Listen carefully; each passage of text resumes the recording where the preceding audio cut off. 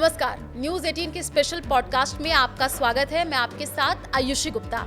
इस पॉडकास्ट में हम बात करेंगे शनिदेव की। शनिदेव को प्रसन्न करने और उनकी कृपा के लिए शनि जयंती का दिन खास होता है। शनिदेव को न्याय के देवता के रूप में पूजा जाता है। शनिदेव की कृपा के लिए और शनि दोषों से मुक्ति के लिए शनि जयंती का दिन भी काफी खास होता है। 2026 में मई के महीने में शनि जयंती कब मनाई जाएगी, क्या आप करें, क्या ना करें, कौन से उपाय करें, शनि महाराज को कैसे प्रसन्न करें। शनि जयंती पर विशेष जानकारी के लिए आज हम बातचीत करेंगे। हमारे साथ मौजूद है जानी मानी ज्योतिषाचार्य स्वाति अहलूवालिया जी। आपका बहुत बहुत स्वागत है। धन्यवाद आयुषी। पहला सवाल स्वाति जी आपसे यही रहेगा कि इस बार शनि जयंती इतनी महत्वपूर्ण क्यों मानी जा रही है, ये कब है और क्या खास है? देखिए, 2026 की शनि जयंती केवल एक पर्व ही नहीं है, बल्कि गहन आध्यात्मिक ऊर्जाओं का एक अद्भुत संगम है। कारण ये है कि इस वर्ष शनि जयंती शनिवार के दिन पड़ रही है। इसी दिन शनि अमावस्या और वट सावित्री व्रत का भी दुर्लभ संयोग बन रहा है। इसीलिए इस तिथि को साधना, कर्म, तपस्या और भीतर की चेतना को समझने के लिए अत्यंत विशेष माना जा रहा है। बिल्कुल, और भी इसके बारे में बताइएगा कि क्या इस शुभ मुहूर्त है, कितने बजे से ये स्टार्ट हो रहा है? देखिए, इस वर्ष अमावस्या तिथि का आरंभ 16 मई को सुबह 5:11 पर होगा और इसकी समाप्ति 17 मई को तड़के 1:30 पर होगी। उदया तिथि के अनुसार शनि जयंती का मुख्य पर्व 16 मई शनिवार को ही मनाया जाएगा और वैदिक मान्यताओं के अनुसार ज्येष्ठ मास की अमावस्या पर ही सूर्य पुत्र शनिदेव का प्राकट्य हुआ है। इसलिए इस तिथि को शनि जयंती कहा जाता है और जब अमावस्या शनिवार के दिन ही पड़ती है तो उसे शनिचरी अमावस्या कहा जाता है, जो शनि उपासना और कर्म सिद्धि के लिए अत्यंत प्रभावशाली मानी जाती है। और वैसे भी वैदिक परंपरा में ज्येष्ठ का महीना तप, अग्नि और कर्म परीक्षा का समय माना गया। ऐसे में जब अमावस्या की ऊर्जा और शनि देव का कर्म सिद्धांत एक साथ मिल जाए तब ये संयोग व्यक्ति को धैर्य, कर्म और भीतर की स्थिति का समझाने का एक अवसर दे देता है। बिल्कुल, आपने बहुत अच्छे तरीके से बताया है स्वाति जी। एक सवाल इसी से जुड़ा हुआ रहेगा कि शनि देव की शनि जयंती पर पूजा विधि क्या होती है और क्या चीज है जो मंदिरों में इसको और भी ज्यादा खास बनाती है और क्या खास होता है मंदिरों में? जी देखिए, शनि जयंती के दिन प्रातः स्नान के बाद शनि देव की पूजा का विशेष महत्व माना जाता है। इसी दिन लोग मंदिरों में जाकर तिल के तेल का दीपक जलाते हैं, काले तिल, उड़द, सरसों का तेल अर्पित करते हैं। वहाँ शनि मंत्र के जाप को करते हैं और शनि स्त्रोत, हनुमान चालीसा का पाठ भी करते हैं। विशेष रूप से पीपल वृक्ष की पूजा जरूर करते हैं और उनकी परिक्रमा का भी एक विशेष महत्व है, क्योंकि पीपल को शनिदेव से जुड़ा अत्यंत पवित्र वृक्ष माना गया है। और कई मंदिरों में ऐसा भी माना गया है कि तेल अभिषेक, शनि पूजा और दान पुण्य का आयोजन होता है। आपने देखा भी होगा कई स्थानों पर पंडित या मंदिरों में रक्षा सूत्र भी बांधा जाता है, जिसे लोक परंपरा में शनि की कृपा, नजर दोष और रक्षा और नकारात्मक ऊर्जा का बचाव के प्रतीक में पहना जाता है, बांधा जाता है। हालांकि शनि उपासना का सबसे बड़ा उपाय अच्छे कर्म, अनुशासन, सेवा और सत्य को मानना ही है। बिल्कुल स्वाति जी, क्योंकि शनिदेव की हम बात कर ही रहे हैं तो शनिदेव के जन्म की कथा क्या है, अगर कोई कथा आप बताना चाहें तो? देखिए, शनिदेव के जन्म की कथा हिंदू पुराणों में अत्यंत रहस्यमयी और गहरे आध्यात्मिक प्रतीकों से भरी हुई मानी जाती है। पौराणिक कथाओं के अनुसार सूर्य देव का विवाह संध्या से हुआ था, लेकिन संध्या का तेज इतना प्रखर था कि संध्या लंबे समय तक उसे सहन नहीं कर पा सकी। तो ऐसे में क्या हुआ, उन्होंने अपनी बहन छाया यानी छाया देवी को सूर्य देव के पास छोड़ दिया और स्वयं तपस्या के लिए चली गई। सूर्य देव को इस बात का जब पता चला और छाया के साथ उनके संबंध से शनि देव का जन्म हुआ, तो माना जाता है कि तब छाया देवी गर्भवती थी। तब वे कठोर तपस्या और व्रत में लीन रहती थी। उसी तप और साधना का प्रभाव शनि देव पर पड़ा, जिसके कारण उनका वर्ण अत्यंत श्याम हो गया, जिसे कहते हैं सांवला। तब शनिदेव को जन्म हुआ और सूर्यदेव उनके गहरे वर्ण को देखकर आश्चर्यचकित हो गए और सब कुछ बाकी कथाओं में वर्णन मिलता है कि उन्होंने प्रारंभ में ही उनको स्वीकार नहीं किया। इसी कारण शनि और सूर्य के संबंधों में तनाव की कथा भी पुराणों में मिलती है, लेकिन बाद में शनिदेव को कर्म, न्याय और दंड के अधिपति के रूप में प्रतिष्ठित किया गया और इसलिए वैदिक ज्योतिष में शनिदेव को केवल भय का भय ग्रह नहीं बल्कि कर्मफल और न्याय के देवता के रूप में भी माना जाता है। चलिए, तो आपने ये बहुत अच्छी कथा इसके पीछे की बताई है। तो शनि जयंती का महत्व क्या है स्वाति जी, ये भी बताइएगा। देखिए, शनि जयंती की महत्वता केवल पूजा पाठ तक सीमित नहीं है बल्कि एक कर्म, अनुशासन और स्वयं को समझने से जुड़ा हुआ पर्व माना जाता है। वैदिक ज्योतिष में शनिदेव को कर्म फलदाता और न्याय के देवता कहा गया है और जो कि व्यक्ति के अंदर कर्मों के अनुसार फल देते हैं। शनि की धातु लोहा मानी गई है और लोहे के बाहर से कोई नुकसान नहीं पहुंचाता, उसको अपना जंग ही उसको भीतर से कमजोर कर देता है। इसी कारण कहा भी गया है, उसी तरह शनिदेव भी हमें यही संदेश देते हैं कि सबसे पहले भीतर के दोष, अहंकार, आलस्य, असत्य और अन्याय का पहचान करें और उन्हें सुधारिए। यही शनिदेव की उपासना में केवल पूजा नहीं बल्कि ईमानदारी, अनुशासन बनाने की आवश्यकता है और यही आपको, इसी कारण आप उसको पूजा कर सकते हैं। साथ ही साथ शनि की साढ़े सती हो या शनि की ढैया या शनि दोष चल रहा हो आपकी कुंडली में, उनके लिए शनि जयंती का दिन और भी विशेष माना जाता है और इस दिन तिल के तेल का दीपक, पीपल पूजन, दान पुण्य, शनि मंत्र जाप और हनुमान चालीसा का पाठ विशेष रूप से शुभ माना जाता है। सबसे बड़ा उपाय आज भी धैर्य, सही कर्म और दूसरों के साथ न्यायपूर्ण व्यवहार ही माना जाता है। बिल्कुल। तो एक सवाल मेरा आपसे रहेगा शनि को लेकर के ही स्वाति जी, कि शनि की साढ़े साती क्यों होती है? हमने इससे पहले भी अपने पॉडकास्ट में जिक्र किया था, लेकिन हम चाहेंगे एक बार फिर से आप बताइएगा और क्या परेशानी इससे होती है। जी, देखिए, ज्योतिष शास्त्र में साढ़े सती एक विशेष कालखंड माना जाता है जब शनि व्यक्ति की जन्म की चंद्र राशि में एक राशि पहले और फिर एक राशि बाद में, उसके बाद एक राशि, तो वो गोचर जो है तभी शनि का साढ़े सती मानी जाती है। शनि लगभग 2.5 वर्ष तक एक राशि में रहते हैं, इसलिए ये पूरा समय मिलाकर लगभग 7.5 वर्ष का होता है, जिसे साढ़े सती कहा जाता है। और वैदिक ज्योतिष के अनुसार चंद्रमा को मन, भावनाओं और मानसिक स्थिति का कारक माना जाता है। इसलिए जब शनि चंद्र राशि के बहुत निकट आ जाते हैं, यानी एक राशि पहले चंद्र राशि के या एक राशि बाद, तब उसका सबसे अधिक प्रभाव व्यक्ति के मन और मानसिक अवस्था पर ही पड़ता है, जिसके कारण शनि की गति, अगर हम जाने, शनि की गति भी धीमी है। साढ़े सती के दौरान व्यक्ति को जीवन में देरी, रुकावटें, जिम्मेदारी, मानसिक दबाव या चीज़ों को बहुत स्लो महसूस करता है और कई लोगों को ऐसा लगता है कि जीवन उनकी इच्छा के अनुसार अभी आगे बढ़ नहीं रहा है। लेकिन यही शनि का स्वभाव है, धीमा करना, ठहराना, व्यक्ति को थोड़ा सा परिपक्व बनाना। इसलिए वैदिक ज्योतिष के अनुसार साढ़े सती केवल एक कष्ट का समय नहीं माना गया बल्कि ऐसा कालखंड जिसमें व्यक्ति धैर्य, अनुशासन और कर्म और मानसिक मजबूती को सिखाता है।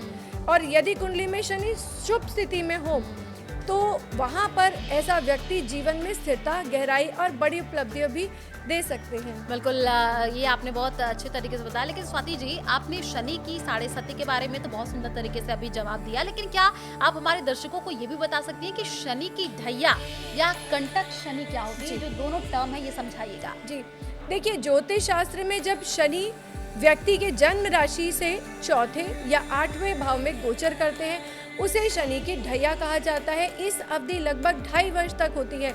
विशेष रूप से जब शनि 8वें भाव में आते हैं तो उसे कंटक शनि कहा जाता है, जिसे अपेक्षाकृत अधिक चुनौतीपूर्ण माना गया है। जैसे साढ़े सती में शनि चंद्रमा या मन को बहुत निकट आ जाते हैं, वैसे ही ढैया में व्यक्ति अपने जीवन में मानसिक दबाव, देरी, जिम्मेदारी को बढ़ना या कामों की रुकावटें या अचानक बदलाव को महसूस करता है। ऐसे में कई बार व्यक्ति को लगता है कि मैं बहुत मेहनत कर रहा हूँ, चीज़ें उनकी लाइफ में थोड़ी स्लो हो रही है और वहाँ पे इंसान थोड़ा सा डिमोटिवेट बिल्कुल बिल्कुल उनको ऐसा लगता है कि चीज़ें कहीं ना कहीं रुकी हुई हैं, कोई ऑब्स्टेकल्स आ रहे हैं, इवन जैसे डॉक्यूमेंट्स रुक गए या कोई भी चीज़ है, वीज़ा रुक गया, कुछ क्लियरेंस नहीं मिल रही। लेकिन वैदिक ज्योतिष में शनि का उद्देश्य केवल कष्ट देना नहीं माना गया है, वो इंसान को धैर्य, अनुशासन और परिपक्व बनाता है इस दौरान। बिल्कुल, और इसीलिए धैया हो या कंटक शनि हो या साढ़े सती शनि अंतर व्यक्ति को उसके कर्मों का बोध करा करके जी। जीवन में आप कह सकते हैं कि परिपक्वता लाने का कार्य करते बिल्कुल, हैं। बिल्कुल। स्वाति जी, क्योंकि शनि जयंती के इस विशेष अवसर पर एक और बहुत बड़ी ज्योतिष घटना होने जा रही है, ऐसी भी जानकारी है। 17 मई 2026 को शनिदेव अपने जन्म नक्षत्र रेवती में प्रवेश करने वाले हैं। इसके बारे में बताइएगा, क्योंकि शनि सौर मंडल के अंतिम ग्रह माने जाते हैं। देखिए, वैदिक ज्योतिष की दृष्टि से ये गोचर अत्यंत महत्वपूर्ण माना जा रहा है, क्योंकि शनि देव सौर मंडल के अंतिम ग्रह माने जाते हैं और रेवती नक्षत्र 27 नक्षत्रों का अंतिम नक्षत्र है। जब अंतिम ग्रह और अंतिम नक्षत्र का मिलन होता है तो उसे केवल एक सामान्य गोचर की तरह नहीं देखेंगे, उसे कार्मिक क्लोजर या किसी चीज की शुरुआत का संकेत के रूप में देखा जाएगा। साथ ही साथ ज्योतिषीय गणनाओं के अनुसार 17 मई 2026 को शनिदेव उत्तरा भाद्रपद नक्षत्र से निकलकर रेवती नक्षत्र में प्रवेश करेंगे। रेवती नक्षत्र के स्वामी बुध हैं और इसके देवता पूषा माने गए हैं, जो मार्गदर्शन, सुरक्षा, यात्राओं और जीवन के अंतिम चरण से जुड़े माने जाते हैं। रेवती को वैदिक ज्योतिष में कंप्लीशन, क्लोजर, यात्रा का के अंत और नई शुरुआत का नक्षत्र माना गया है। इसलिए जब शनि जैसे धीमे कर्म प्रधान और न्याय के ग्रह यहाँ आते हैं, तब व्यक्ति और समाज दोनों स्तरों पर पुराने कार्मिक साइकिल को समाप्त होते हैं और नई दिशा में बढ़ने की प्रक्रिया में शुरुआत होती है। यही कारण है कि कई ज्योतिषीय दृष्टिकोणों से इस गोचर को केवल व्यक्तिगत परिवर्तन नहीं, बल्कि वैश्विक, आर्थिक, सामाजिक और मानसिक बदलाव से भी जोड़कर देखा जाता है। शनि का स्वभाव धीमा जरूर होता है, लेकिन जहाँ भी जाते हैं वहाँ गहराई, वास्तविकता और कार्मिक अकाउंटेबिलिटी को लेकर आते हैं, स्थायी बनाते हैं हर चीज को। बिल्कुल स्वाति जी, क्योंकि अक्सर ये भी कहा जाता है कि शनि देव की दृष्टि बहुत प्रभावशाली मानी जाती है और उसकी पूजा करते समय जो सीधे उनकी आंखों में नहीं देखना चाहिए, और इसके पीछे क्या मान्यता और क्या शनि से जुड़ा कोई विशेष मंत्र या श्लोक भी है, वो भी बताइएगा। देखिए, शनिदेव की पूजा से जुड़ी एक बहुत प्रसिद्ध लोक मान्यता है कि उनके नेत्रों में सीधे नहीं देखना चाहिए, बल्कि उनके चरणों के दर्शन करने चाहिए। अच्छा। पौराणिक कथाओं में और लोक परंपराओं में शनिदेव की दृष्टि अत्यंत प्रभावशाली मानी गई है। कहा जाता है उनकी दृष्टि व्यक्ति को उनके कर्मों का बोध कराती है। इसलिए कई लोग पूजा के दौरान विनम्रता के भाव से ही दर्शन करने चाहिए। ब्रज की एक प्रसिद्ध लोक कथा भगवान श्री कृष्ण और शनिदेव से भी जुड़ी हुई है। कहा जाता है कि जब भगवान कृष्ण का जन्म हुआ तब शनिदेव उनके दर्शन के लिए पहुंचे, लेकिन माता यशोदा ने भय था कि शनिदेव की दृष्टि अत्यंत प्रबल मानी गई है, इसलिए उन्होंने अपने बाल कृष्ण को सीधे देखने से रोक दिया। बाद में भगवान कृष्ण ने स्वयं शनिदेव को दर्शन दिए। तो ये कहानी काफी प्रचलित है ना। तो मतलब अगर शनि मंदिर में भी हम जाए साथी जी, तो क्या भगवान शनि के हम आंखों में ना देख करके चरण? बिल्कुल, आप चरणों में देखिए, उनकी टेढ़ी दृष्टि होती है, तो आपको जब भी देखना है पूजा के दौरान आप उनके चरणों का स्पर्श कीजिए, सब कुछ करिए, आप सीधा नेत्र में नहीं, और सामने खड़े भी नहीं होते। अच्छा। आयुषी, हाँ, तो तो आप हमेशा साइड में ही खड़े होके या आप बैठ पंक्ति के में भी भी देखिए, पूजा कर बैठ सकते के हैं। भी हाँ। पूजा कीजिए, पर आप कभी भी शनिदेव को सीधी दृष्टि से नहीं देखते। चलिए, ये क्योंकि मैं भी मंदिरों में जाती हूँ तो सीधे ही आपने बहुत अच्छी बात बताई है, नोटिस करने वाली बात है। स्वाति जी, क्योंकि इस बार शनि जयंती का दिन इतना विशेष माना जा रहा है कि शनि जयंती, शनिश्चरी अमावस्या और इतने दुर्लभ सहयोग बन रहे हैं, आखिर में हमारे दर्शकों को आप क्या संदेश देना चाहेंगे, ये भी बताइएगा। देखिए, शनि जयंती वाले दिन आप उपाय करें, मंत्र करें, दान करें, ये सब बहुत अच्छी बात है, लेकिन सबसे ज़रूरी बात है कि हम शनि के स्वभाव को समझें। शनिदेव मेहनत करने वाले लोगों को, गरीब तबके को, बुजुर्गों को, कर्म और अनुशासन को रिप्रेजेंट करते हैं। इसलिए शनि कभी भी शॉर्टकट के ग्रह नहीं माने गए। वो धीरे चलते हैं लेकिन स्थायी परिणाम देते हैं। शनि से जुड़ा एक बहुत सुंदर श्लोक भी कहा है, शनेर पंथा शनेर कंथा शनेर पर्वतम एव च शनेर विद्यम शनेर विक्तम पंचतानी शनि शनि। अर्थात रास्ता, साधना, पर्वत की चढ़ाई, विद्या और धन, ये सब पांचों चीज धीरे धीरे ही प्राप्त होती है। शायद यही शनि का सबसे बड़ा संदेश है। जीवन में जो भी चीजें करें, धीरे धीरे मेहनत, धैर्य और ईमानदारी से ही मिलता है, वही सबसे ज्यादा स्थायी होता है। इसलिए इस शनि जयंती पर केवल उपाय ही नहीं, बल्कि अपने कर्म, व्यवहार और धैर्य पर भी ध्यान दीजिए। बिल्कुल स्वाति जी, क्योंकि हमारे दर्शक अपनी राशि के अनुसार ये जानना चाहते हैं कि इस शनि जयंती पर उन्हें क्या विशेष करना चाहिए जिससे उन्हें शनि देव की जो कृपा है वो प्राप्त हो सके, तो आप बताइएगा। देखिए आयुषी, ये जो समय है इस बार खास तो है ही, क्योंकि इतने सारे संयोग बन रहे हैं यहाँ पर।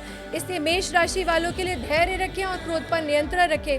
हनुमान चालीसा का पाठ और तिल के तेल का दीपक लाभकारी रहेगा। वहीं वृषभ वालों के लिए जरूरतमंद को भोजन कराएं और काले तिल का दान करें। शनि जयंती आपके लिए आर्थिक स्थिरता का भाव मजबूत कर सकती है। बात करेंगे मिथुन राशि वालों के लिए भी।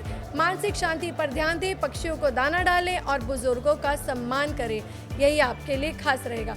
कर्क राशि वालों के लिए परिवार और भावनाओं में संतुलन बनाए रखें।